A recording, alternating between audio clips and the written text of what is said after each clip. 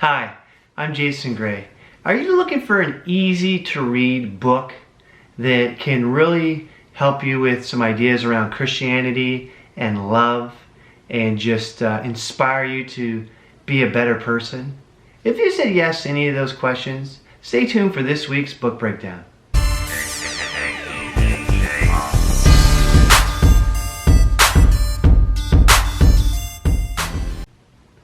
All right, this week we're looking at another Bob Goff book. This one is Love Does.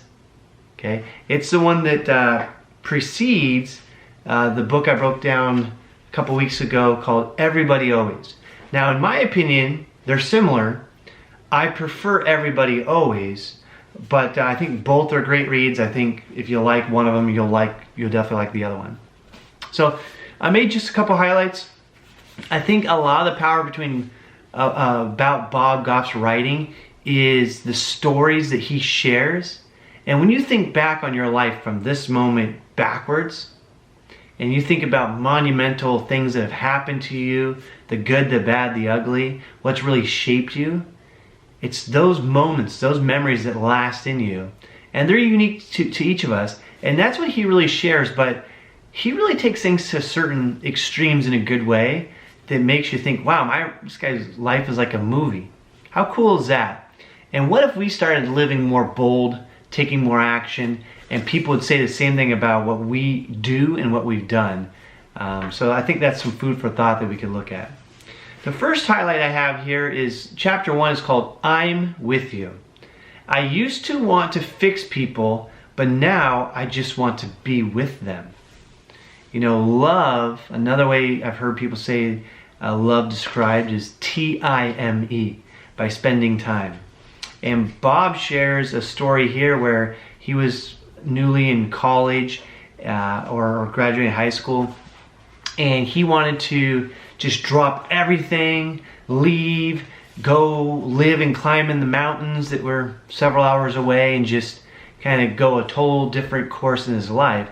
And one of his mentors slash a little bit older friends who he had met through like a young life group, he had stopped at his house and told him the story, and the guy dropped everything and said, I'll come with you. I'll come with you. And so they were trying to Bob was trying to get some jobs in this random spot. He was trying to climb the mountains, and nothing was going as planned. You know, I'd say more of an immature whim or an idea that, hey, let me just leave everything and go mess around, right? And about a week or two later, Bob had said, you know, this isn't working out. Couldn't find the job that would be all right. This maybe isn't what I should be doing. Let's go home. So him and the buddy went home. He found out that the buddy, when they got back, there was wedding presents everywhere. The buddy had just got married, didn't even get fully unpacked or moved into the home with his new wife, and he left everything behind to go with Bob to show him love and support. And that's just one of many examples of love does, right? Here's another quote. I used to think being loved was the greatest thing to think about, but now I know love is never satisfied just thinking about it. It comes with action, doesn't it? Look, how many times have you thought about something great about a person, whether it's a compliment, something uplifting, maybe it's love, and you've kept it inside? You kind of feel that, oh, I really love this person. The other person doesn't know it, right? And then communicating that love through the proper love languages is the next step. Here's a story too that he said, when we want to do something that we know is right and good, God places that desire deep in our hearts because He wants it for us and it honors Him. Maybe there are times when we think a door has been closed, and instead of misinterpreting the circumstances, God wants us to kick it down, or perhaps just sit outside of it long enough until somebody tells us we can come in. What are those burning desires in your heart? They're different for everybody. I've been having a discussion recently with a friend of mine from a long time ago, and we have some different views on success and money and people and all that, and that's okay. But God's put different desires in each of our hearts, on sports, on family, on expanding His kingdom, on money and success and love, okay? And you know whatever's burning inside of you, that's put there for a purpose. Doesn't matter what other people think about it or say about it. You know it's there. You've prayed for it in some fashion. So you got to let that out. You got to exercise it. And that may mean kicking down that door or waiting outside of it long enough until someone opens it. All right. So the next one. And with that preamble, he shared his thoughts drenched in sincerity about how a friend knows what you need even before you ask. He ended his talk with these words that still ring true for our family. You know what it is about someone that makes them a friend? A friend doesn't just say things, a friend does.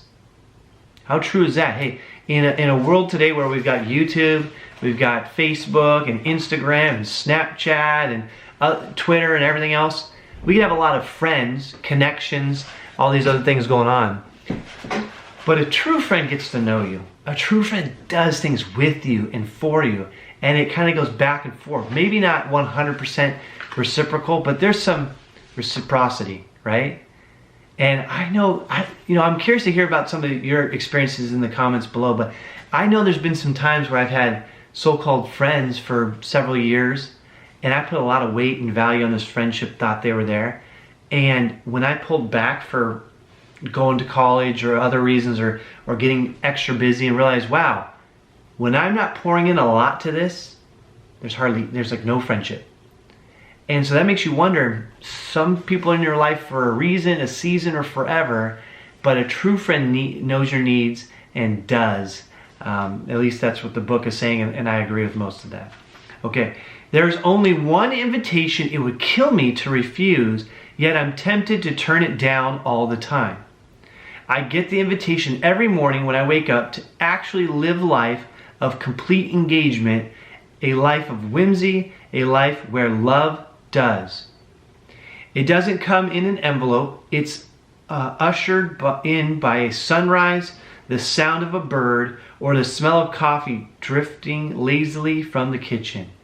It's the invitation to actually live, to fully participate in this amazing life one more day. Nobody turns down an invitation to the White House, but I've seen plenty of people turn down an invitation to fully live. Wow, isn't that powerful?